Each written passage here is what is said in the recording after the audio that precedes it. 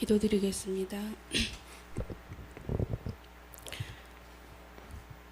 사랑과 평강의 우리 주 예수님의 이름으로 기도합니다.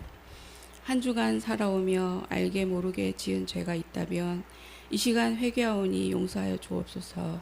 아멘. 이 세상에서 살고 있는데 왜 이리도 바쁘고 분주한지요. 늘 주님과 함께 동행하는 삶 속에서도 말씀이 육신이 되어 오신 예수님의 사랑을 실천하고 행함으로 믿는 자의 모습이 주님께 영광 돌리는 삶이 되기를 원하옵니다. 아멘. 세상이 혼란스럽고 많은 이들이 고통과 외로움을 이겨내지 못하고 있습니다. 방황하는 이들이 많이 있습니다. 천국이 가까웠노라 라는 복음을 선포하는 믿음을 저희에게 잘 감당하게 하며 저희들이 선포하는 그런 믿음 또한 주시옵소서. 아멘. 때가 참에 하나님께 무릎 꿇고 오는 이들이 그 수가 날로 넘치게 하옵소서. 아멘. 내일은 죄사함의 역사가 이루어지는 세례식이 있습니다. 한 영혼을 잘 인도하여 주님 손 놓지 않고 구원받는 성도들의 소중히 여기는 마음을 품게 하소서. 아멘. 말씀에 겨자씨만한 믿음만 있어도 불가능한 일들이 이루어지는 역사가 있을 줄 믿습니다. 앞으로 있을 성전 건축에도 모든 성도들이 합심하여 작은 일에도 감사함으로 큰 일을 잘 감당하여 하게 하여 주옵소서. 아멘. 말씀을 전하시는 목사님에게도 성령의 역사하심으로 선포할 때 말씀의 은사가 있기를 소망합니다. 아멘. 처음부터 마지막까지 오롯이 우리 주님 홀로 영광 받으시는 예배가 되기를 예수 그리스도 이름으로 기도드립니다. 아멘.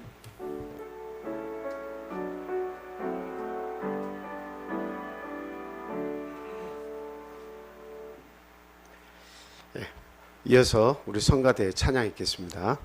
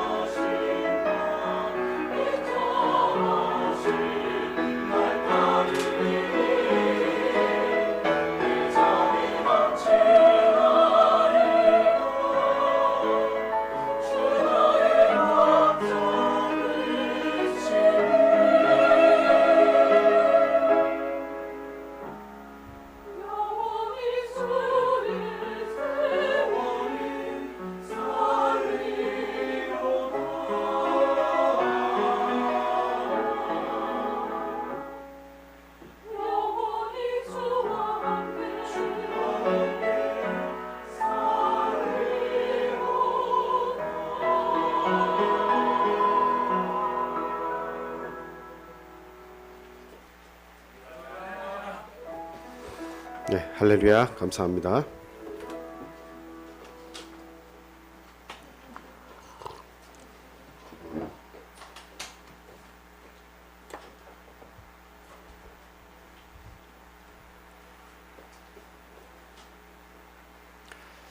예수 그리스도 이름으로 하나님 말씀 전하겠습니다. 오늘은 특별히 세례에 대해서 같이 생각하고 은혜를 나누는 그런 시간 갖도록 하겠습니다.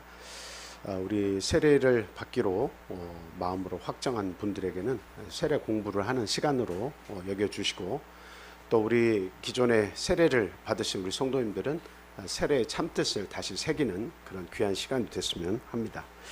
먼저 본문 말씀 한번 찾아보겠습니다. 마가복음 16장 16절 말씀입니다. 자, 다 같이 읽겠습니다. 자, 시작. 믿고 세례를 받는 사람은 구원을 얻을 것이요 믿지 않는 사람은 정죄를 받으리라. 아멘. 한 구절 더 보겠습니다. 베드로전서 3장 21절 말씀, 이것도 같이 읽겠습니다. 자, 시작. 물은 예수 그리스도께서 부활하심으로 말미암아 이제 너희를 구원하는 편이 곧 세례라. 이는 육체의 더러운 것을 제하여 버림이 아니요 하나님을 향한 선한 양심의 간군이라. 아멘. 선한 양심이 하나님을 찾아가는 것이다. 육체의 더러운 찌꺼기를 목욕하듯 씻어내는 데 의미가 있는 것이 아니라 선한 양심으로 하나님을 알아가는 것이다. 이렇게 이야기하고 있습니다. 참 지금은 지식의 홍수 시대에 살고 있죠. 뭐 네이버든 뭐 어떤 그 인터넷에 들어가서 찾기만 하면 그 서버에서 뭐 어떤 것이든 다 제공을 해줍니다. 그래서 내가 알고 싶어하는 것들이 있다면 뭐 인터넷에서 찾아서 그것을 내 지식으로 삼을 수 있는 지식의 홍수 시대에서 저희들이 살고 있습니다. 근데 하나 더 참 우리가 더 나아가서 생각하면 말씀의 홍수 시대에서도 저희들이 살고 있다. 그래서 너무나 많은 주장들이 있어요. 그냥 한 구절만 보더라도 각 개개인들이 올린 주장부터 해서 각 교파 교단들이 올린 그런 주장들, 그래서 너무나 많은 사상과 지식들이 넘쳐나고 있기 때문에 그 안에서 우리들이 취사 선택할 필요가 있고, 또 우리 교회에서 전해지는 주장하는 그런 교리, 바른 교리들, 또 바른 신학 사상으로 이해해야 되는 그런 부분들이 있다라고 하는 것을 우리가 분명히 알아야 됩니다. 그래서 중요한 것은 무엇이냐면, 아무리 이런 말씀의 홍수 시대에 우리가 살고 있다 할지라도 우리가 꼭 기억해야 되는 것은, 우리들이 진리면에서 볼 때는 항상 넓은 길이 아니라 어떤 길을 가야 한다고요? 좁은 길을 가야 한다라고 하는 사실입니다. 그래서 그 진리를 말할 때는 그냥 대충 넘어가시면 안 됩니다. 진리의 말씀을 우리가 서로 주고받고 할 때는 좁은 길로 가야 돼요. 그래서 얼마나 성경에 더 가깝게 이해하려고 하느냐 하는 게 그게 관건이죠. 그래서 그냥 폭넓게 좋은 게 좋은 거야 하고 넘어가면 결코 안 돼요. 좋은 게 좋은 거야 하다 보니까 어떤 일이 발생을 합니까? 여기에 한 병자가 있는데 이 병자에게 세례를 베풀어서 구원을 줘야 되는데 움직일 수도 없으니 방법이 없겠는가 이렇게 생각을 하다 보니까 그럼 물을 떠가지고 물을 찍어서 세례를 주면 되지 않냐. 죄 씻는 것은 하나의 상징적인 의미고 하나의 예식인데 물을 가져와가지고 찍으면 좋지 않느냐.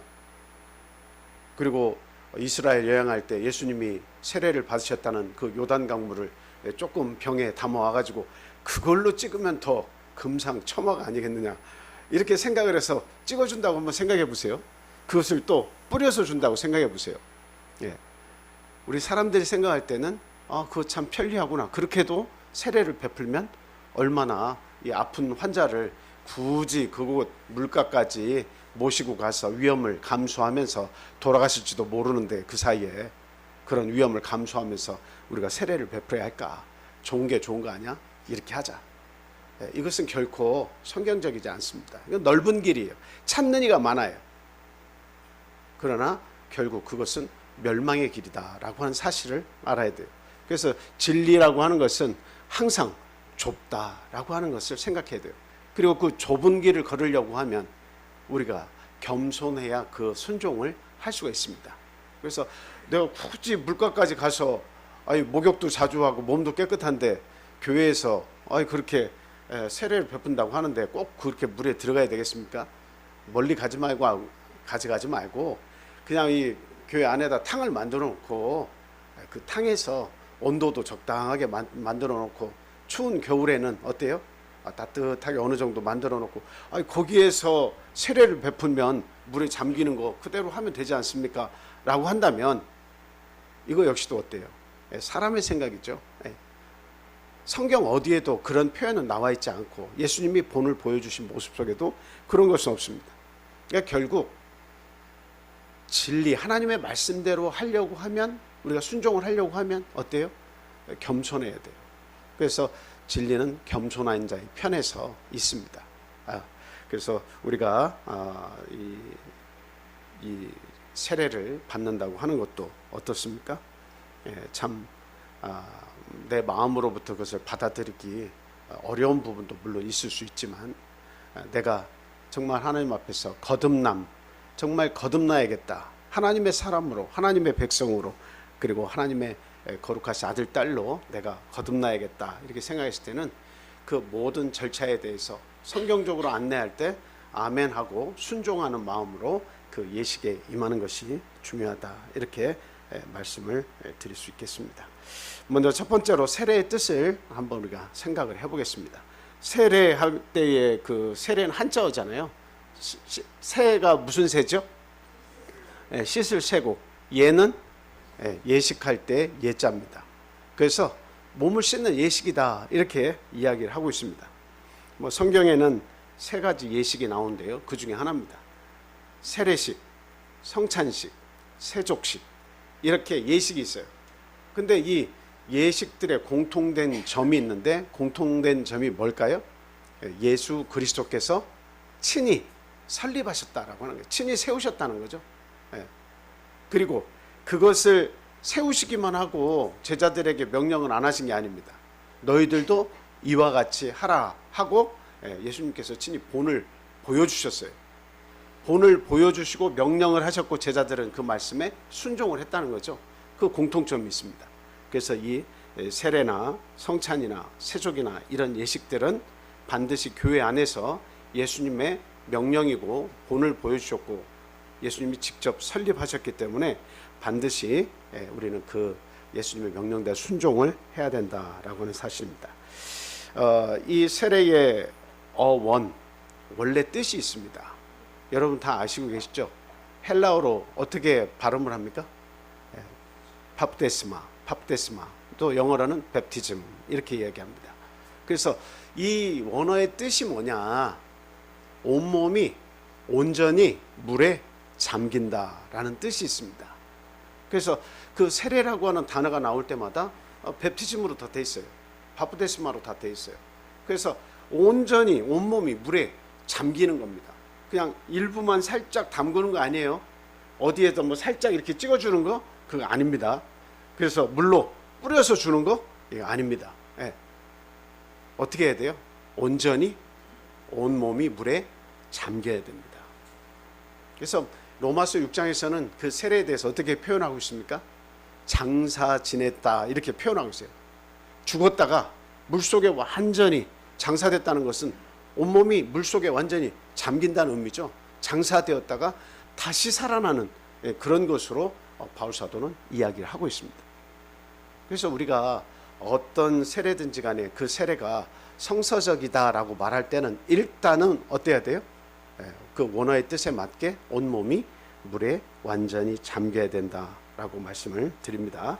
그래서 어떤 유명한 목사님 또 큰 교단 막 성도가 몇만 명 되고 몇천 명 되고 이런 교회를 우리가 부러워할 것이 아닙니다.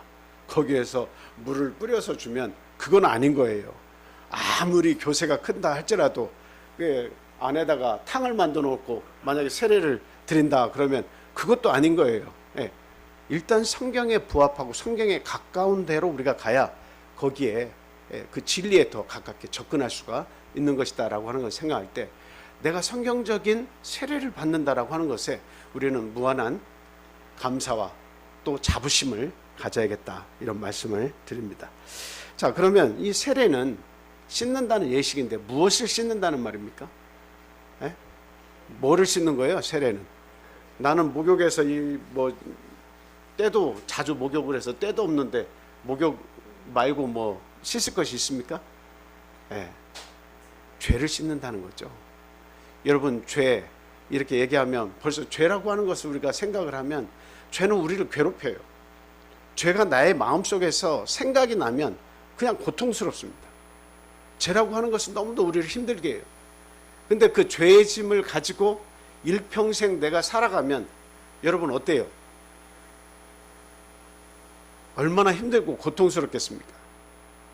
그래서 제가 할머니 이야기 한번 했죠. 보따리를 머리에 지고 가는데 경운기가 와가지고는 할머니 태워드릴 테니까 장까지 가실 때 그 짐 내려놓으세요. 그러니까 나를 태워주는 것만도 고마운데 이 짐을 이건 내가 져야지 하고서 가면 경운기 탄 게 더 힘든 거예요. 막 탈탈탈탈 이게 가고 있는데 내 짐을 안 떨어뜨리려고 하면 얼마나 힘들겠습니까? 구원이라는 게 바로 그거예요. 예수님께서 수고하고 무거운 짐진 자들아 다 내게 오너라 이렇게 말씀하셨잖아요. 내가 너를 쉬게 하리라 이렇게까지 말씀하셨잖아요. 쉬게 해주겠다고 오라고 했는데 나의 짐을 내가 짊어지고 지금 가고 있으면은 이게 쉬는 거예요. 가벼운 거예요. 편안한 거예요. 고통스러운 거예요. 고통스러운 거예요. 내가 예수를 믿고 세례를 받고 또 하나님의 영까지 받아서 교인이 돼서 살아가는데 나에게 그런 짐이 있어서 고통이 있어서 하루하루 사는 게 고통스럽다. 사는 게 고통스럽다. 빨리 하나님 내 생명 데려가시면 좋겠다. 너무나 죽고 싶다. 만약 이런 심정으로 우리가 살아간다고 하면 그것은 얼마나 무거운 짐입니까? 예수 그리스도께 들어와서 누리는 평안이 그 속에 사실상 없는 거나 마찬가지예요. 그럼 예수를 믿어도 잘못 믿은 거예요. 잘못 믿은 거예요. 그러면 진실하게 예수를 믿었다면 그 예수님이 주신 진리 안에서 자유함이 있어야 돼요. 진리가 너희를 어떻게 하리라? 자유케 하리라. 진리가 너희를 자유케 하리라. 그 말씀은 우리의 모든 죄의 짐을 예수 그리스도께서 대신 져주셨기 때문에 어떻다는 거예요? 모든 것이 해결이 되었다라고 하는 사실입니다. 우리가 잘못 이해하는 것이 있어요. 어떤 것이냐면 우리가 이제 그 교회를 다니다가 큰 죄만 안 지면 된다라고 하는 생각 속에서 우리가 살 때가 많이 있어요. 작은 죄들, 소소하게 거짓말하고 소소하게 어떤 잘못을 행하는 순간의 선택으로 잘못을 범하는 그러한 것들은 이런 것들은 누구라도 그럴 수 있지? 라고 생각하는데 큰 죄만 안 지면 돼. 이런 생각을 가지고 우리가 살 때가 많이 있어요. 그래서 우리가 세례를 딱 받게 되면 그러한 모든 죄가 다 사해졌다고 생각을 하면서도 불구하고 내가 살아가면서 지어진 크나큰 죄들 이런 것들이 덜컥 다가오면 여러분 어떻습니까? 그 죄들이 다가오면 좀처럼 교회 나오는 것이 행복하지 않아요. 굉장히 고통스럽습니다. 교회 나오면 이게 참 다른 곳에 있는 것이 마음이 편안하지 교회 안에서 말씀을 듣는 것 자체가 이게 참 힘들게 느껴질 때가 있습니다. 그건 뭐예요? 잘못된 이해가 있기 때문이다 라고 하는 거예요. 복음을 잘못 이해했기 때문이다 라고 하는 거예요. 절대적으로 우리 예수님은 우리가 죄인 되었을 때 십자가에 죽어주심으로 우리에 대한 하나님의 사랑을 확증해 주셨기 때문에 십자가에서 우리를 포기하실 줄 몰라요. 절대로 포기 안 하십니다. 그러니까 반드시 새 사람을 만들어서 그 영혼을 하나님께로 인도하고픈 것이 바로 예수님의 마음이죠. 그래서 우리는 보통 죄가 다 용서받았다고 생각하고 돌아서서 죄 짓게 되면 교회 나오기 힘들어하고 또 고통스러워하고 이게 반복이 돼요. 조금 열심히 한다 싶으면 마음에 좀 위로를 얻고 힘을 얻다가 또 어떤 잘못이 범해지면 또 고통스러워하고 힘들어하고 이렇게 사는 거예요. 그런데 물론 생명의 성령의 법이라고 하는 법이 예수 그리스도 안에 있어서 우리를 자유케 해주지만 그거를 조금 더 좀 표현을 달리 하자면 여러분이 이 세례를 받게 되면 어떤 죄나 크나큰 죄에 대해서 한 건을 해결해 주는 게 아니에요. 과거와 현재와 미래에 대해서 우리 인간의 연약함으로 우리가 접촉할 수 있는 모든 더러운 것에서부터 하나님께서 어때요? 그 죄의 법 아래의 영향력을 우리가 받고 있었는데 그 죄의 법으로부터 딱 떨어져 나가게 만드는 거예요. 그러니까 우리가 세례를 받았다 그러면 죄사함 받았다 이렇게 표현을 하잖아요. 근데 그거는 조금 제가 볼 때는 뭐 정확한 표현이긴 합니다만 조금 공격적이지 못해요. 우리들의 마음속에 더 큰 그 어떤 소망과 확신을 가지려면 죄의 법으로부터 어때요? 죄의 법으로부터 완전히 해방됐다. 이렇게 표현하는 것이 옳다고 저는 생각을 해요. 더 좋겠다. 죄사함 받았다 하는 것은 맞는 표현이에요. 아주 적절한 표현이에요. 근데 조금 더 나아가서 죄의 법 아래서 죄와 관련된 어떠한 법 아래에서도 어때요? 다 해방되었다라고 하는 거예요. 마치 그것을 표현을 좀 다시 하자면 사형수가 있어요. 사형수가 지금 죽음만 기다리고 있습니다. 근데 그가 지은 죄는 죽음을 통해서만이 그게 가능한 거예요. 그 결말이 죽음을 통해서만 자기의 죄를 씻을 수 있어요. 그런데 사형수가 그 마지막에 그 교수형을 기다리고 있는데 기다리는 도중에 죽어버렸어요. 딱 죽으면 여러분 어떻게 됩니까? 그냥 우리가 그 사람 죄 사함 받았어 이렇게 표현을 해도 돼요. 근데 더 강하게 표현하려면 어때요? 죄의 법 아래에서 완전히 이제 해방된 거예요. 어떤 죄의 법에서도 저촉을 받지 않는 거예요. 그러면 그 순간 죽음과 더불어서 어떻게 됩니까? 그 사형수가 죽음을 기다리다가 딱 죽어버리면 그 사건이 완전히 삭제돼 버리는 거예요. 삭제돼 버리는 거예요. 더 이상 그 죽은 사람에 대해서는 죄를 물을 수 있는 법이 하나도 없는 거예요. 그래서 예수 그리스도께서 십자가에서 다 이뤘다라고 했을 때 다 이뤘다라고 하는 것은 율법의 요구들, 너 이런 죄 졌어 저런 죄 졌어 끊임없이 따라다니는, 너 이거 어떻게 할 거야? 너 지은 많은 죄들, 소소하게 지은 죄들, 그거 다 너 어떻게 할 거야? 이게 따라다니는 거예요. 근데 그 수많은 율법의 요구들에 대해서 예수 그리스도께서 단번에 죽으심으로 십자가에서 다 이루어 주신 거예요. 그러니 더 이상은 어때요? 나에게 죄목을 주면서 너 이런 죄 어떻게 할 거야? 이런 그 법이 하나도 없는 거예요.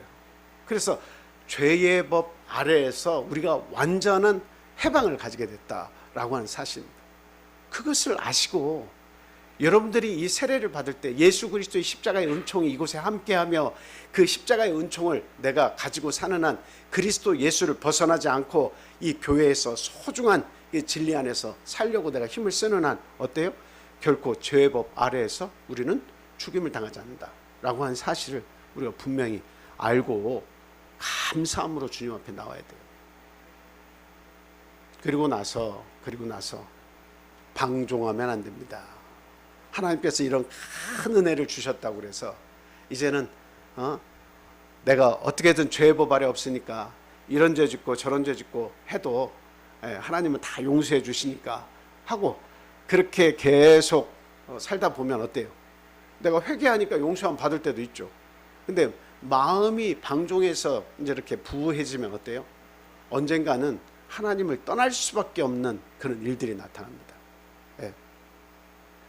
그러니까 마치 이건 뭐와 같냐면 그런 제가 예화를 드렸는데 아직 안 들으신 분이 있어 말씀드리는 거예요. 시장이 있는데 시장 아들이 아주 강력한 그 시장이 권한을 가지고 있어서 그 아들에게 어떠한 이 안에서 차를 타고 다녀도 무슨 일이 일어나도 다 그 경찰관에게 그 보여주면 다 통과를 시켜주는, 잘못을 범해도 통과시켜주는 그런 카드를 하나 받았어요. 아버지로부터. 근데 그 아들이 이렇게 잘 지키려고 하다가 황색 불이 바뀌어가지고 멈춰야 되는데 지나가다가 빨간불에서 경찰에 걸렸어요. 그러면 이거 보여주면 어때요? 용서함 받습니다. 제가 실수했습니다. 제가 잘못했어요. 근데 아버지가 이걸 보여주라고 했어요. 이렇게 용서함 받는 거예요. 근데 어쩌다가 한 번씩 하다가 보니까 이제 다 용서함 받는 것을 알고 보니까 자 이제는 어떤 일이 벌어져도 다 용서함 받는구나 하고서 그냥 쌩쌩 아무데나 무시하고 막 다니는 거예요. 이게 방종입니다. 아무리 아버지로부터 큰 은혜를 받았다 할지라도 모든 것을 용서함 받을 수 있는 카드를 받았다 할지라도 어때요?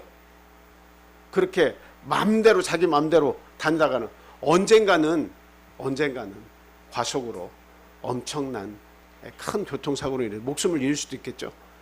방종이라는 거예요, 그게.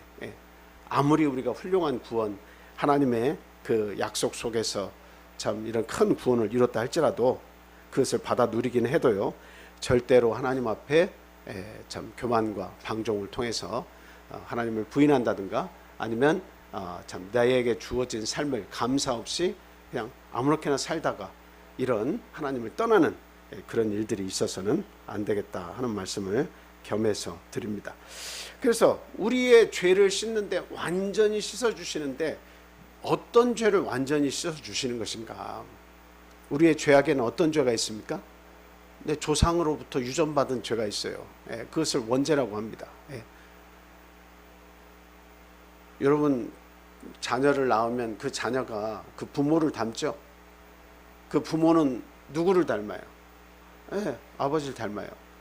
과거에 그 남북한 이산가족들 만날 때 여러분 보셨죠? 그냥 전화통화 해가지고 상대방이 확인이 돼서 그것도 막 눈물을 흘리면서 너냐 누구냐 하면서 만나죠. 근데 실제로 예, KBS 홀 같은데 진짜 사람들이 와서 이제 만나는 것을 방송을 해주잖아요. 그때 딱 보면 알 수 있는 게 뭐예요? 그 사람의 얼굴을, 양쪽 사람의 얼굴을 딱 보면 알 수가 있어요. 아, 아들이구나. 아, 그 어머니구나. 입 모양을 통해서도 알 수 있고 눈 모양을 통해서도 알 수 있고, 얼굴에 부분에 그런 모습들을 보면 그냥 아들이구나 가족이구나 하는 것을 딱 알 수가 있어요. 그럼 그냥 뭐 DNA 검사 안 해도 어때요? 가족인 것을 금방 확인할 수가 있어요. 그래서 우리 외모만 유전받는 것이 아니라 사실은 뭐 또 유전을 받아요? 그 사람 안에 있는 성격도, 또 그 사람 안에 있는 죄성도 다 유전을 받는 겁니다. 그래서 사람은 죄 속에서 태어나게 돼 있어요. 다윗도 이야기하기를 죄 가운데서 어머니가 나를 잉태했다고 그렇게 이야기하고 있지 않습니까? 그 죄는 우리 인류 역사상 끊을래야 끊을 수 없이 우리를 따라다니고 우리를 괴롭히는 그런 고통스러운 존재예요. 그 원죄가 있다 이 말입니다. 그래서 나 역시도 조상 대대로 우리 가문에서 내 조상 처음에서부터 가지고 내려온 그런 죄가 있다라고 하는 거죠. 좋은 것도 유전받지만 나쁜 것도 유전을 받는 거예요. 그리고 또 무슨 죄가 있습니까? 본죄가 있어요. 본죄. 내가 알고도 지은 죄가 있고, 그리고 또 내가 좋은 일을 한다고 생각해서 했는데 그게 죄가 되는 그런 경우도 있습니다. 그리고 또 참 모르고 지은 죄도 있습니다. 내가 지나고 봤는데 이건 죄가 아니라고 생각했는데 딱 지나고 보니까 남들은 그것을 죄라고 생각하는 그런 죄들도 있죠. 기억이 안 나지만 내가 죄가 지은 그런 죄가 있어요. 그리고 또 무슨 죄가 있어요? 고의적인 죄도 있지만, 그리고 또 모르고 지은 죄도 있고 알고 지은 죄도 있고, 그런 죄의 종류들이 의외로 많이 있어요. 그냥 뭐 나무를 도끼로 찍다가 뒤로 확 던졌는데 성경에 나오죠. 도끼 날에 의해서 상대방이 맞아서 죽는 경우도 있습니다. 고의적이지는 않지만 어때요? 상대에게 상해를 입히고 죽음을 가져다 주는 그런 죄가 되는 겁니다. 그래서 이런 죄들이 사실 많이 있어요. 살다 보면 우리 안에 그러한 죄성이 발현이 돼서 지어지게 되는 그런 죄들이 있다 이 말이죠. 그래서 우리가 뭐 성선설이 맞냐 성악설이 맞냐 이런 이야기를 많이 하는데, 여러분들은 뭐가 맞다고 생각이 됩니까? 맹자의 성선설이 맞다고 생각해요? 태어나면서 모두가 다 선한데 악은 후천적으로 가지게 된 것이다. 선하게 태어났는데 악이 학습에 의해서 다른 죄들을 보고 학습에 의해서 죄가 그 속에 들어가 가지고 악이 나중에 죄악은 나중에 들어온 것이다. 이게 맞는 것 같아요? 아니면 순자의 성악설이 맞는 것 같아요? 아니다. 태어나면서부터 인간은 악하게 태어난다. 그래서 교육을 통해서, 선한 교육을 통해서 그 사람을 바꾸고 그것을 교육을 통해서 이렇게 정치를 해서 사람들을 교화시켜야 한다. 뭐가 맞는 것 같아요? 성악설이 맞죠. 당연히 이게 성경적이라는 것보다는 그냥 세상적으로 볼 때도 성악설이 맞아요. 왜 그걸 알 수 있어요? 자주 제가 말씀을 드리지만 어린아이는 자기 거 아닌 것이 자기 것이 되는 시점이 있어요. 태어나서 한 6개월 정도 되면 네 것도 내 것, 내 것도 내 것이 됩니다. 그래서 남이 뭐 먹는 거 있으면 탁 채가지고 자기 입으로 들어가요. 그리고 누군가가 좋은 것을 가지고 있으면 기어코 가가지고 그것을 뺏으려고 합니다. 그래서 옛날에 그 산파들은 뭘 가지고 다녔다고 제가 말씀드렸죠? 아기 낳을 때 산파들이 뭘 가지고 다녀요? 엽전 꾸러미를 많이 가지고 다녔다고 그래요. 왜 그랬겠어요? 왜 그랬겠어요? 말씀드렸잖아요. 아기가 태어날 때 어떻게 하라고? 돈 냄새 맡고 빨리 나오라고. 엄마 고통스럽게 하지 말고 돈 냄새 맡고 빨리 나오라고. 그렇게 해서 엽전 꾸러미들을 그렇게 놓고 아기를 받았다고 그렇게 이야기합니다. 그만큼 어떻다는 거예요? 어린 아이들도 태어나면서부터 죄성을 가지고 있고 그 죄성이 발현되는 시각이 그런 때가 오는 것이 꼭 뭔가를 배우고 인지할 수 있는 때서부터 죄악이 시작되는 것이 결코 아니더라 라고 하는 사실입니다. 그래서 우리는 인정을 해야죠. 인정을 해야죠. 아, 내가 죄 가운데서 태어났구나. 어머니 아버지도 죄가 있고 그 조상 위에도 할아버지 할머니도 죄가 있고 우리 모든 인류가 죄가 있듯이 내 가문에서도 죄가 있구나. 나는 그 가운데 태어났고 그리고 살면서도 죄가 없는 곳, 죄가 짓지 않고 그렇게 살면 좋지만 우리의 욕심은 끝이 없어서 끊임없이 범죄함으로 살 수밖에 없는 존재구나 라고 하는 것을 우리는 인식을 해야 되는 거예요. 그래서 성경은 죄의 결과가 무엇이라고 말씀하고 있습니까? 죄의 결과는 사망이다 이렇게 이야기하고 있습니다. 뭐 우리가 죄의 결과는 사망이다 해서 사망은 죽음이 오는 것은 당연한 이치로 우리가 받아들이지만 그러면 사망까지는 그런 설명을 안 하더라도 죄의 결과는 또 다른 것을 우리에게 가져다 주죠. 뭐예요? 끊임없는 고통과 불안을 우리에게 가져다 줍니다.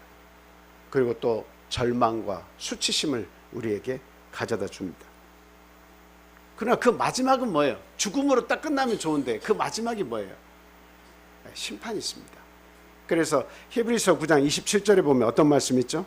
한 번 죽는 것은 사람에게 정해진 것이요 그 후에는 심판이 있겠다 이렇게 얘기하는 거예요. 네.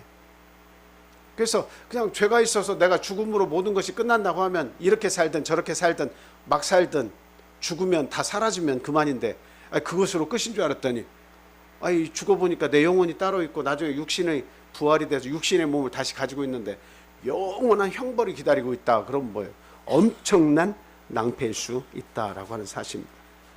그래서 결국은 어때요? 결국은 죽음과 심판이 우리를 기다리지만 그 모든 해결책은 우리 사람이 할 수 없다는 것을 인정을 해야 된다는 거예요. 죄의 문제를 근본적으로 우리 스스로가 해결할 수 있어요? 여러분, 죄라고 하는 문제를 내 스스로가 없이 할 수 있습니까?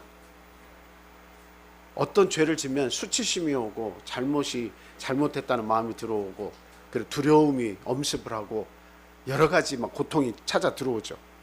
그건 뭐예요?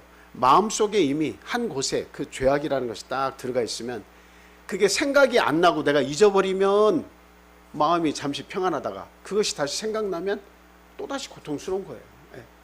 끊임없이 내가 사는 동안에 그 문제가 해결이 안 되면 끊임없이 나를 계속 고통스럽게 만드는 겁니다.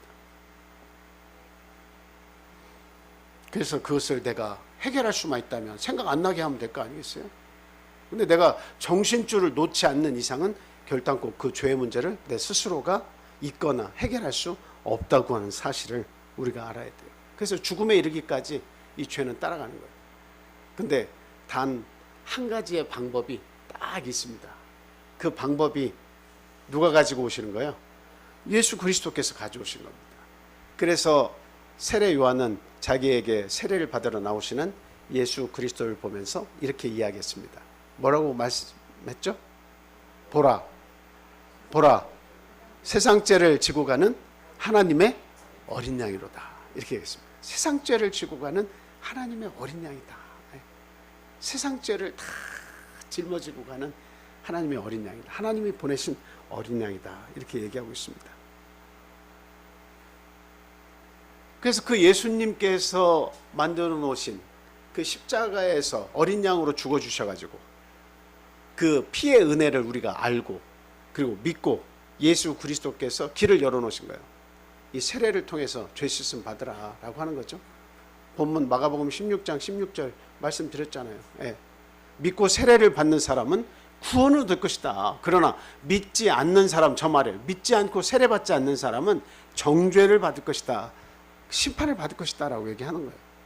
그래서 우리는 예수 그리스도께서 희생양으로 오셔서 오늘 모든 인류에게 그 십자가의 은혜가 어디에 농축되어 있다는 것을 알아야 돼요.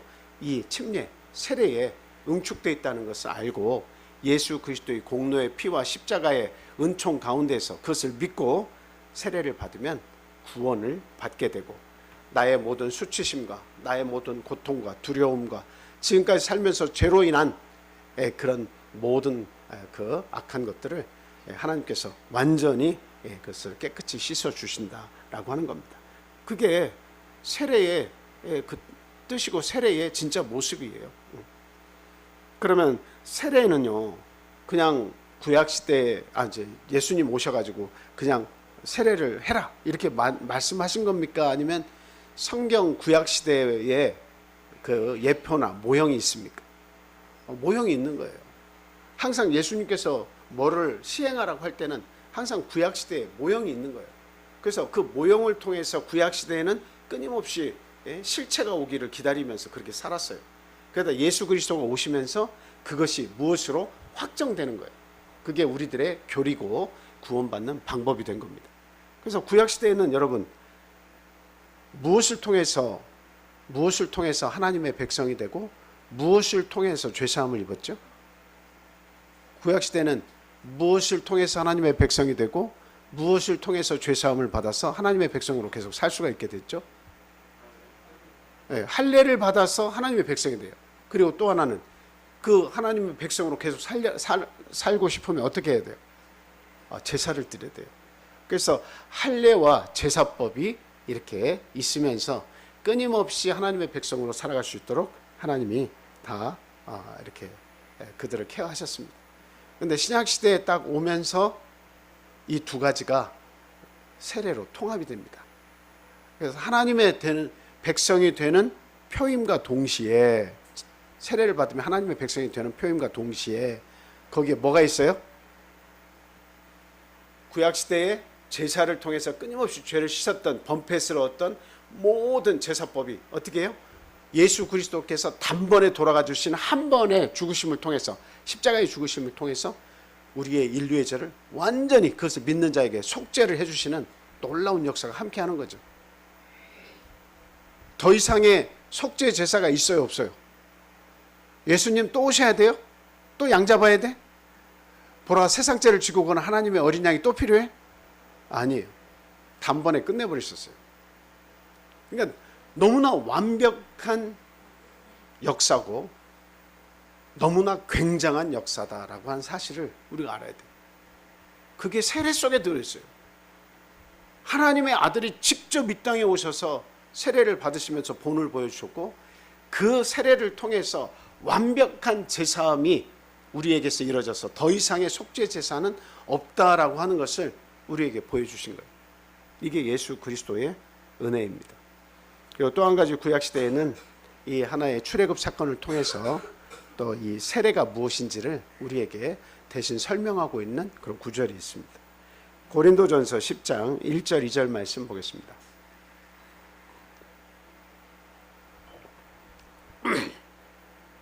자, 다 같이 읽겠습니다. 시작.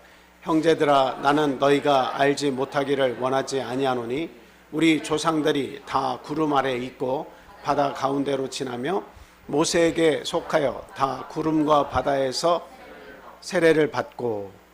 자, 저게 지금 무슨 상황 같아요? 한마디로 저게 무슨 상황이에요? 무슨 사건이에요? 네, 출애굽 사건이죠. 홍해바다에 물이 갈라져 가지고 그 밑을 걷는 거예요. 그래서 저기 표현이 어떻게 됐어요? 우리 조상들이 다 구름 아래에 있고 또 어디에 있어요? 바다 가운데로 이렇게 지났다라고 하는 거죠. 그러면 여기 애굽은 뭘 얘기하는 거예요? 포로 생활을 했죠. 죄악된 세상을 얘기하는 거예요. 그곳엔 진정한 자유가 없어요. 그리고 어딜 지나요? 구름과 바다에서 세례를 받고 올라와가지고 어디를 가? 나중엔 가나안 땅 가잖아요. 광야는 지나는 곳이에요. 거기에서 하나님으로부터 많은 것을 배웁니다. 하나님의 은총이 무엇인지를 깨닫게 하는 곳이에요. 그리고 나서 가나안 땅으로 들어갑니다. 가나안은 천국을 얘기하는 거예요. 그 구약 시대에 출애굽이라고 하는 것의 뜻이 그 속에 있어요. 여러분 그냥 출애굽 하지만 출애굽의 진정한 뜻은 뭐예요? 죄로부터의 탈출이에요. 죄악된 세상에서 탈출하는 겁니다. 영원한 하나님이 지정하신 곳, 축복하신 땅으로, 가나안 땅으로 들어가는 거잖아요. 그러면 신약 시대의 출애굽은 무엇을 얘기할까요? 여러분 한번 생각해 보세요. 신약 시대 예수님 오신 이후에는 진정한 출애굽이 뭘 얘기할까요?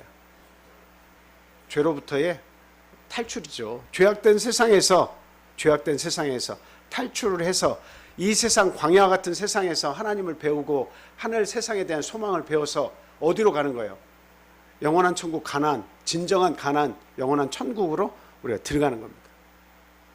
그래서 이 죄로부터의 탈출, 무엇을 통해서 가능하다는 거예요? 지금 세례를 통해서 가능하다라고 이야기를 하고 있는 겁니다.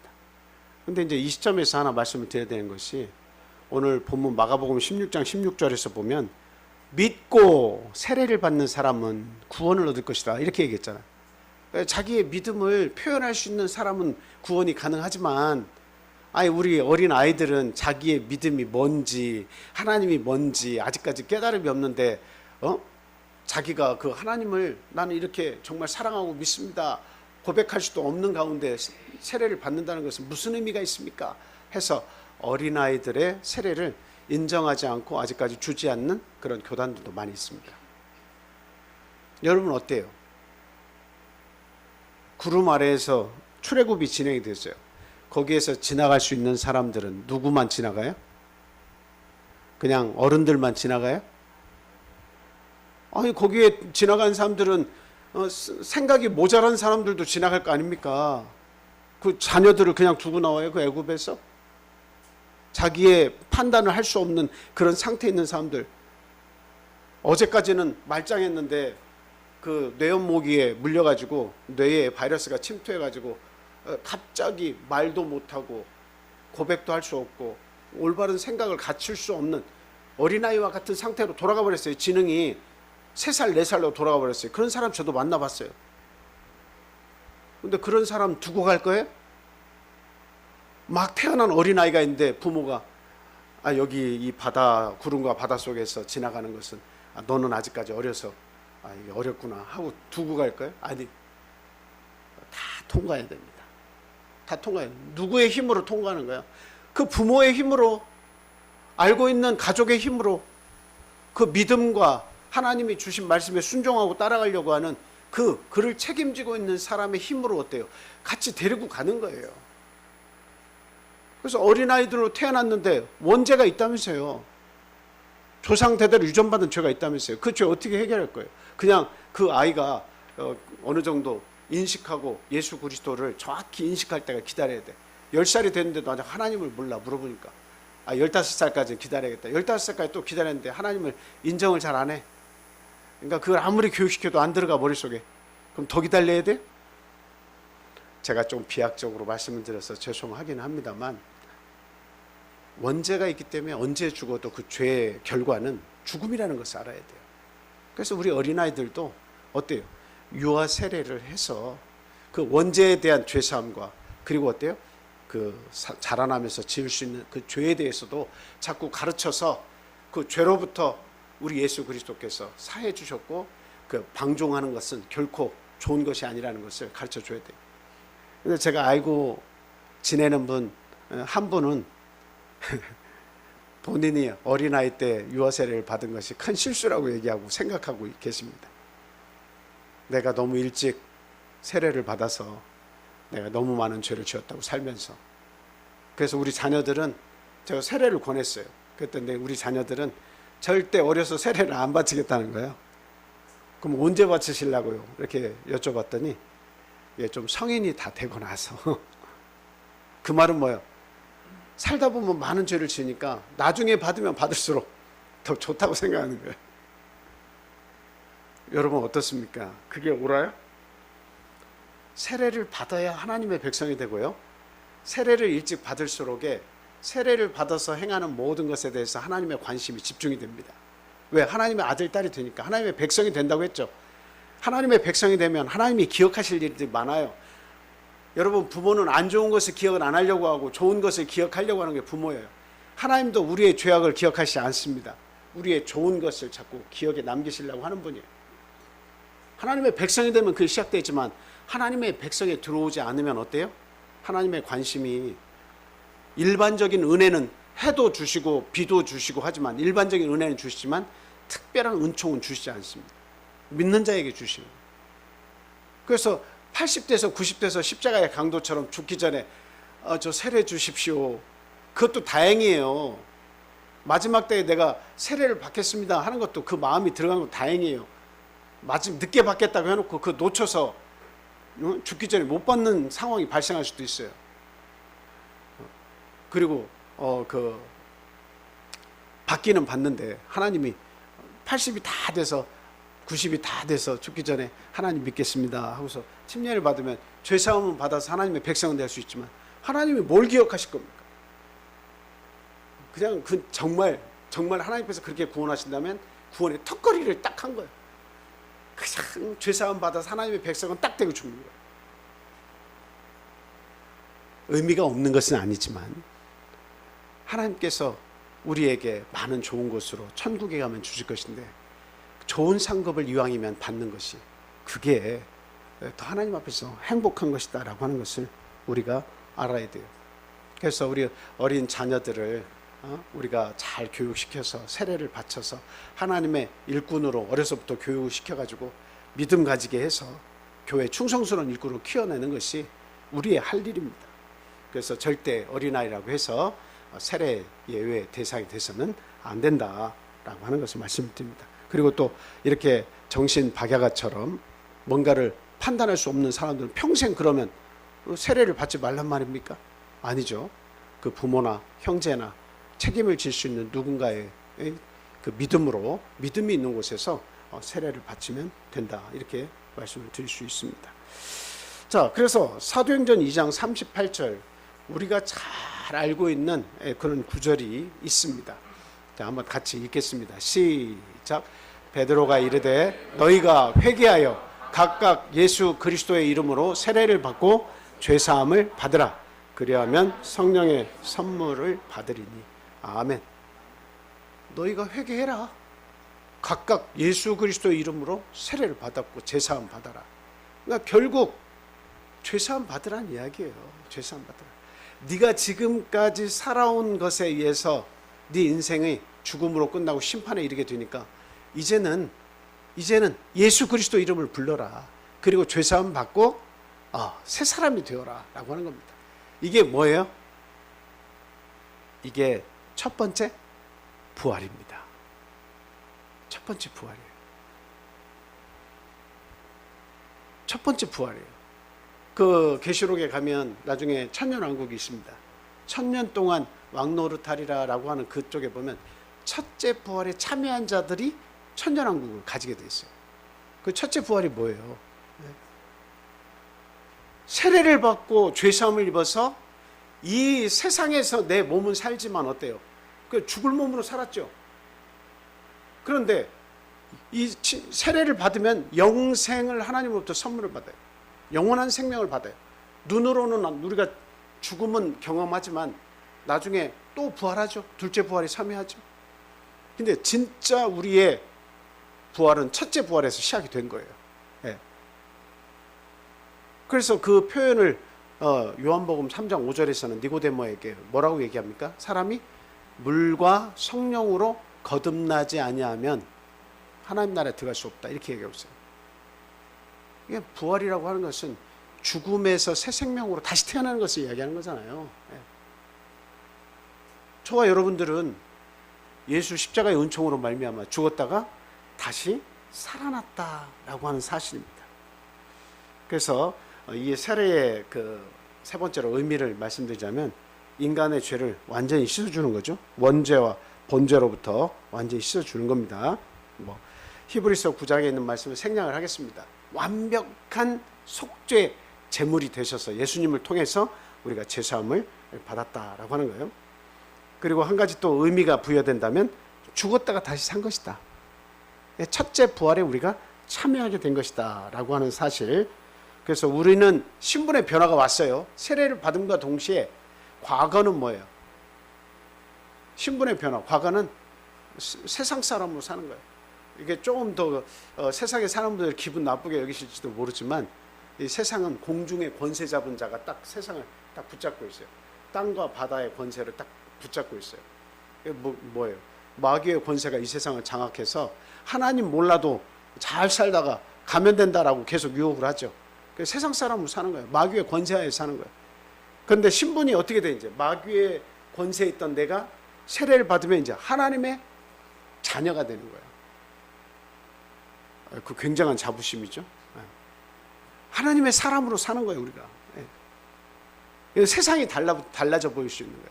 아, 나도 새로운 인생을 살 수 있구나. 나도 예수 그리스도 안에서 하나님 사랑받는 사람으로 살 수가 있구나 라고 하는 거죠. 그게 얼마나 참 우리에게 큰 소망을 줍니까? 그 다음에 또 우리에게 주는 의미가 어떤 의미가 있어요? 어린 양 예수의 의를 덧입었다. 어린 양 예수의 의를 덧입게 됐다라고 하는 거예요. 저는 그래서 오를 의자를 너무 좋아해서 여러분들에게 여러 번 표현했습니다. 오를 의자가 어떻게 되어 있어요? 위에 양이 한 마리 있죠. 그리고 밑에는 뭐가 있어요? 나 아자가 있어요. 나 내가 양을 이렇게 딱 이고 있는 형상입니다. 그럼 그 자체를 뭐라고 하는 거예요? 옳다. 옳다. 양을 머리에 이고 있는데 옳다. 이렇게 봐주시는 거예요. 어떻게 한자를 저도 이렇게 성경적으로 지었는지. 2500년 전에 한자가 막 형성됐다고 하는 것은 조상 대대로 어때요? 지식이 전달되어서 구전으로든 어떤 모양으로든 그림으로든 그게 계속 전달이 돼서 그게 한자화 된 거잖아요. 근데 거기에 그런 뜻이 있어요. 양을 이고 있는 나는 옳다라고 하는 거예요. 왜 오를 네가 양을 가지고 있으면 옳다라고 되냐 이 말이죠. 그것은 예수 그리스도께서 어린 양으로 이 땅에 오셨는데 그 어린 양의 희생, 그 의를 내가 덧입었기 때문에 나도 옳게 된 겁니다. 나는 결코 옳지 않아요. 나자 하나로는 그냥 나지, 죄가 많은 나지, 절대 옳다고 봐주지 않아요. 그러나 양을 가지고 있으면 옳다 이게 되는 거예요.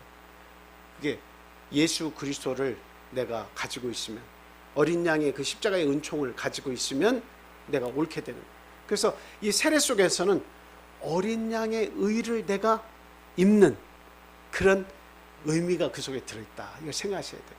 그래서 물속에만 잠깐 들어갔다 나온 게 아니고 이것은 바로 나를 위해서 흘려주신 예수 그리스도의 몸에서 그 창자국과 손자국과 발자국에서 흘려내린 피와 물이다 이렇게 생각하고 예수 그리스도의 은혜에 감사하면서 물속으로 들어가는 거예요.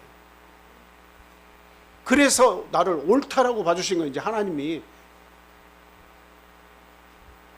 그래서 하나님이 나를 옳다고 봐주시는 겁니다. 그 다음에 그리스도로 옷 입는다 이런 뜻도 있습니다. 의미가 있어요. 갈라디아서 3장 27절 말씀 보겠습니다. 자, 시작. 누구든지 그리스도와 합하기 위하여 세례를 받는 자는 그리스도로 옷 입었느니라. 뭐 예수 그리스도가 옷도 아닌데 예수 그리스도를 어떻게 막 그 몸을 어떻게 내가 이렇게 옷을 입냐 이렇게 생각하실 텐데, 예수 그리스도로 옷 입었다는 원문을 이렇게 충실히 이해를 하면 예수 그리스도 속으로 들어갔다예요. 예수 그리스도 속으로 들어갔다라고 하는 겁니다. 그리스도 속으로 들어간다. 그러니까 예수 그리스도는 완벽한 우리 인생의 피난처 되십니다. 내가 예수를 믿는다라고 하는 것은 예수 그리스도 속으로 자꾸 알면 알수록 예수 그리스도 속으로 들어간다는 것은, 예수 그리스도에 관한 이해가 자꾸 넓어지는 것은 내가 그리스도 속으로 들어간다는 거예요. 그게 나를 안전하게 만들고 나를 이 세상 가운데서 즐거움과 기쁨 속에 살게 만들고 죄에 대해서 해방스럽게 만들고 나를 옳은 사람으로 만들고 그렇게 만들어 주시는 거예요. 그래서 우리는 그리스도 속으로 들어간다라고 하는 것을 아셔야 됩니다. 그 다음 우리가 본문 베드로전서 3장 21절을 처음에 읽었지만 어떤 의미가 있어요? 선한 양심이 하나님을 찾아가는 것이다 라고 하는 거예요. 과거에는 하나님 없이도 살 수 있었어요. 하나님 배우지 않아도 됐어요. 그냥 이 세상, 나에게 주어진 세상, 뭐 50이 됐건 60이 됐건 70이 됐건 살다가 죽으면 그만인데 하고 살았어요. 그런데 하나님에 대해서, 예수 그리스도에 대해서 맛을 조금 보고 나니까, 하나님의 세례를 받고 하나님의 아들, 딸이 되고 보니까 이제는 어때요? 내 양심 속에 하나님이 자꾸 떠올라. 예수 그리스도가 자꾸 떠올라. 그래서 내 양심이 자꾸 발라지는 겁니다. 밝아지는 거예요. 그 선한 양심이 하나님을 더 찾고 싶어져 가는 거예요. 그 역사가 이 세례의 의미 속에 들어 있습니다. 예. 그래서 저나 여러분들이나 과거에 세례를 받았던 앞으로 세례를 받아야 할 분들 간에 어쨌든 이 세례 속에 나를 옳게 만들고 나를 옳은 사람으로 만들어주고 그리고 살아가야 할 가치가 충분한 사람으로 또 하나님의 하늘의 천국의 기업을 받을 수 있는 사람으로 하나님의 사랑받는 존재로 살아가게 만드는 이 세례에 대해서 감사하게 생각하고 또 세례를 추억하고 또 우리 세례 받으신 분들은 그런 감사 속에서 세례를 받게 되겠습니다. 자, 세례의 방법은 마지막으로 세례 방법을 말씀드립니다. 간단해요. 첫째는 누구 이름으로? 왜 예수 이름으로 받아야 되는 거예요? 아버지와 아들과 성령의 이름으로 받으라고 마태복음 28장에 되어 있는데 왜 예수의 이름으로 받아야 되는 거예요? 예? 아버지와 아들과 성령의 이름으로 모든 족속으로 제자를 삼아 아버지와 아들과 성령의 이름으로 세례를 주고 내가 너희에게 분부한 모든 것을 가르쳐 지키게 하라 이렇게 얘기했잖아요.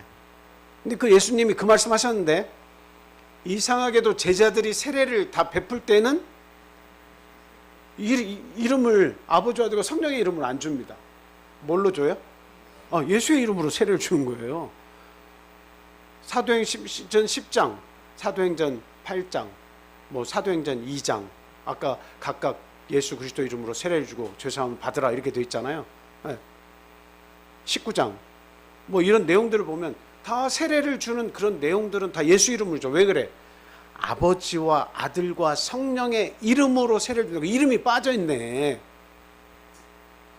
아버지와 아들과 성령의 이름인데 그 이름이 진짜 빠져있네. 아버지의 이름은 뭐고 아들의 이름은 뭐고 성령의 이름은 뭐고 이름은 빠져있네. 그냥 그건 뭐와 같으냐면 저를 볼 때 누군가가 제가 세례를 줘야 된다고 할 때 제 이름으로 만약 줘야 된다 이걸 주장을 하는데 이훈재 이름으로 주지 않고 뭐로 주는 것과 마찬가지예요. 네? 목사님과 뭐 집에 있는 누구 아무개 아버지의 이름으로. 그러니까 목사님의 이름으로 세례를 주라고 했으니까 목사님의 이름으로 세례를 주노라 이렇게 하면 안 되잖아요. 목사님의 이름으로 아니면 집에서는 아버지면 아버지의 이름과 목사님의 이름으로 세례를 주라 그렇게 했으면은 누구 아버지인지 알아야 되잖아요. 그리고 그분의 이름이 뭔지 알아야 되잖아요. 그냥 어디 그 슈퍼마켓 가가지고 우리 아들이 우리 아버지 이름 달고 그거 가져오라고 했어요. 너희 아버지 이름 뭐냐? 우리 아버지요. 아버지의 이름으로 여기 달고 갑니다.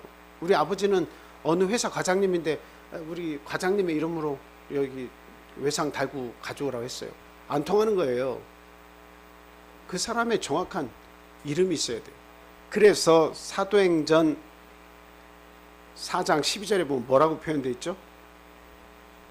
천하 만민의 구원을 얻을 만한 다른 이름을 우리에게 주신 일이 없습니다. 네. 다른 이로서는 구원을 받을 수 없나니 천하 사람 중에 구원을 받을 만한 다른 이름을 우리에게 주신 일이 없다. 그래서 제자들이 그 사실을 너무도 잘 알아서 예수 그리스도께서 하나님이시고 성령 하나님이시다는 사실을 알았기 때문에 예수님이 떠나실 때 아버지와 아들과 성령의 이름으로 주라고 했지만 제자들은 계속 예수 이름으로 세례를 준 거예요. 그분이 하나님이신 건 아니까. 그래서 예수님의 이름으로 시행하는 게 가장 중요합니다. 아버지와 아들과 성령의 이름이 아니에요. 둘째, 흐르는 물에서 드려야 됩니다. 그래서 이게 참 믿음을 갖지 못한 분들은 의아해하는 부분이 많아요. 세례의 종류가 많은데 굳이 물에 가서 받아야 되냐. 겨울철에는 탕을 만들어 놓고 따뜻하게 온도를 좀 데펴가지고 안전하게 물을 흐르게 해서 탕에서 거기서 침례 받으면 될 거 아니냐. 그래서 탕례를 받는 교회들도 있죠. 그것을 생각할 때 그게 맞을 수도 있을지 모르겠어요. 맞을 수도 있다고 한번 칩시다. 그렇더라도 그렇게 하나의 세례의 방식이 그런 변화를 입어서 그것도 하나님이 인정해 주실 수도 나중에 있을지 모르겠다. 일말에 조금 기회를 준다고 하더라도 우리의 선택은 어떻게 돼요? 성경에서 예수님이 어떻게 받으셨는지를 분명히 알고 있는데 왜 굳이 그런 성경적인 방법이 아니라 굳이 사람의 생각으로 만들어진 방법으로 세례를 주려고 하느냐. 그것을 우리가 생각을 해야 된다 이 말이죠. 그래서 어떤 교회 그 목사님, 장로님 이런 분들은 이스라엘 가면 어디부터 달려가요? 요단강부터 달려가가지고 그 요단강 물을 막 되도록이면 많이 가져오려고 막 애를 씁니다. 그 요단강 물에 무슨 의미가 있어요? 그 물 가져와가지고 그것을 찍어준다고 해서 그게 무슨 의미가 있어요? 그 물은 특별히 막 무슨 생명수라도 되는 거예요? 그래가지고 지금 어딥니까? 그 부산에 보면 그 생명수 간장 파는 데 있죠? 저기 박태선 장로 밑에서 왜 그분이 발 씻은 물, 손 씻은 물 처음에는 그게 막 생명수라고 얘기하다가 지금은 그분 죽고 나니까 그 믿는 사람들이 하나의 그 신앙촌을 만들어 가지고 신앙촌 간장도 만들잖아요. 아주 막 거기서 만드는 여자분들 스타킹은 아주 질기다고 하대요. 아주 질이 좋은 옷도 만들고 그리고 또 뭐 런인지 뭔지는 모르겠습니다. 뭐 요구르트 같은 것도 이렇게 만들어서 사람들이 아주 많이 먹잖아요.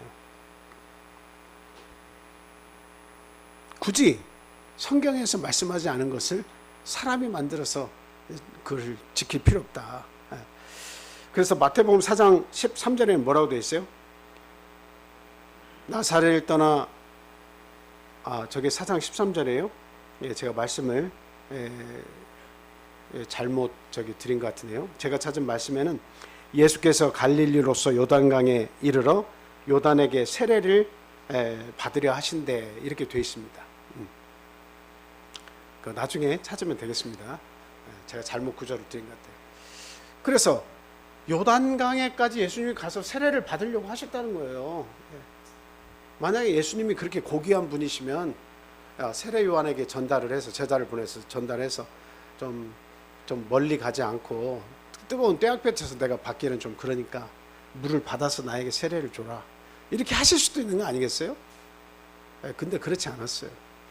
그러니까 우리가 이 성경적인 말씀이 좀 이렇게 물 흘러가듯이 우리가 이해를 하는 게 굉장히 중요합니다. 예수님께서 그렇게 하셨으면 우리도 그게 자연스러우면 되는 거예요.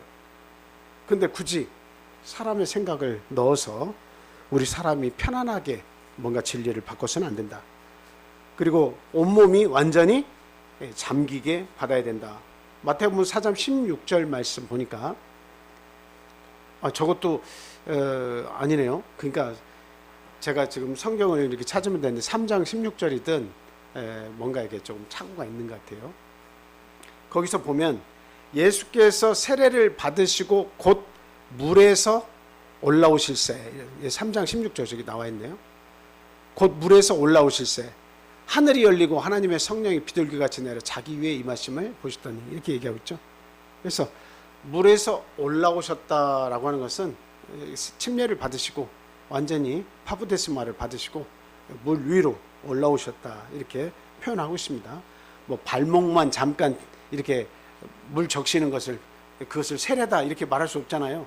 그러면 여기까지 오면 이게 그 세례다. 진정한 세례는 온몸이 물로 장사 지낸 바 되는 것처럼 물속에 완전히 잠겼다가 다시 올라오는 거예요. 그 다음에 성직자, 성령 받은 자로부터 이렇게 집례를 받아야 된다. 이렇게 말씀을 드릴 수가 있습니다. 그래서 죄사함의 효력이 있는 세례는 예수님께서 친히 받으시고 제자들에게 명령하신 세례해야 된다라고 하는 사실, 어떠한 약식 세례나 사람이 편하게 만든 세례는 결코 효력이 없다는 사실을 우리가 알아야 되겠고요. 그 다음에 겸손과 순종의 삶을 통해서 세례받은 자는 어때요? 성령의 아름다운 열매 맺기를 이제부터는 힘써야 된다. 새로운 삶을 시작해야 된다 하는 말씀을 드립니다.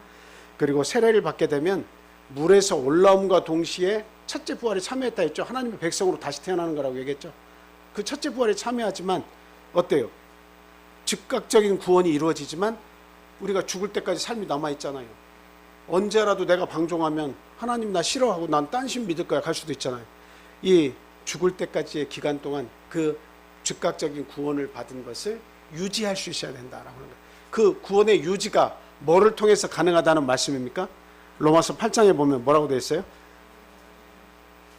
그리스도 예수 안에 있는 생명의 성령의 법이라고 그렇게 얘기하고 있습니다. 그래서 생명의 성령의 법이 내 역사하는 것은 우리가 교회 생활을 통해서 예수 그리스도 앞에 나와서 내가 세례를 받고 또 잘못이 있어. 그럼 우리 하나님께 아뢰는 거예요. 고백하는 거예요. 자백하는 거예요. 자백하는 거예요. 그리고 나서 예수 그리스도의 충만한 은혜 가운데서 그 죄사함의 그 은혜를 누리고, 그리고 또 세상에 가서 또 열심히 살고, 내가 때가 묻으면 항상 예수님 앞에 나와가지고 십자가의 은총에 기대어서 그 은혜를 통해 가지고 죄 씻음 받은 것을 이렇게 계속 회개하면서 사는 거예요. 우리 인생은 그렇게 사는 거예요. 그게 죄와 사망의 법에서 우리를 구원할 수 있는 생명의 성령의 법이다라고 하는 사실입니다. 이와 같이 이게 성경은 완벽하게 우리를 구원하실 제도를 성경에서 다 만들어 놨어요. 그래서 이 교회 안에 들어오면 참 그 예수님의 은총과 성도들과의 교제를 통해서 하나님과 함께하는 예배를 드릴 수 있고, 이게 영적인 가장 행복한 축제예요. 그래서 구원받은 세례를 통해서 하나님의 아들 딸 된 백성들이 하나님을 찬양하면서 영원한 천국을 소망하면서 우리가 살게 되는 거죠. 내일은 우리 세례식이 있는 날입니다. 그래서 참 마귀가 틈타지 않도록, 언제라도 마음은 막 바뀔 수 있잖아요.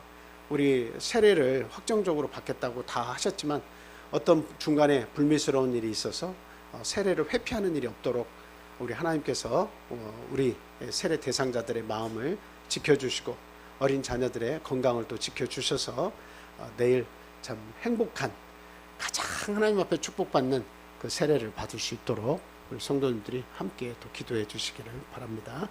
자, 기도하겠습니다. 할렐루야. 사랑과 은혜가 충만하신 예수님의 이름으로 기도합니다. 하나님 감사합니다. 천지만물의 주인이시며 우리 인간의 생사화복을 주장해 주신 하나님, 이제 저희들이 주님의 뜻하신 바대로 새로운 생명을 잉태하고 그들에게 세례를 주어서 하나님의 백성이 되게 하려고 합니다. 마귀 일절 틈타지 않도록 주님께서 친히 한 사람 한 사람, 한 영혼 한 영혼을 지켜주시기를 간절히 소망합니다. 내일은 특별히 좋은 날씨를 허락해 주시고 또 귀한 날씨 안에서 이 세례를 받는 모든 이들과 세례식을 참여하는 모든 우리 성도님들의 마음속에 진정한 축복이 무엇인지를 깨닫는 아름다운 시간이 될 수 있도록 주님 인도하여 주시옵소서. 우리들이 살아가는 날들이 얼마 남지는 자세히 알지 못하나 우리 인생은 참으로 꽃과 같고 풀과 같고 안개와 같은 그런 존재임을 저희들 잘 압니다. 남은 삶이 얼마가 됐든 우리 주님의 영광을 위해서 살아가는 자들이 다 되게 하시옵소서. 특별히 세례받은 세례 신도들에게 하나님의 크신 은총과 사랑이 함께 하셔서 그들의 발걸음 위에 하나님의 하늘의 은총을 받을 수 있는 귀한 삶을 살 수 있도록 하나님의 풍성한 은혜가 영원토록 함께 해주시기를 또한 간절히 원합니다. 이곳에 함께하지 못한 우리 사랑하는 육의 가족과 영의 가족들이 있습니다. 그들 어디에 있든지 하나님 이 귀한 안식일을 기억하게 하시고 어디에 있든지 우리가 받는 이 안식일의 은혜가 그들에게도 임할 수 있도록 하나님 은총 베풀어 주시옵소서. 항상 주님께 감사하며 또 하나님께 영광 돌리며 또 하나님께 주신 교회를 통해서 하나님의 뜻을 전파할 수 있는 아름다운 우리 성도들의 모임이 될 수 있도록 또한 하나님께서 인도해 주시기를 간절히 소망합니다. 예수 그리스도의 이름으로 감사하며 기도합니다. 아멘.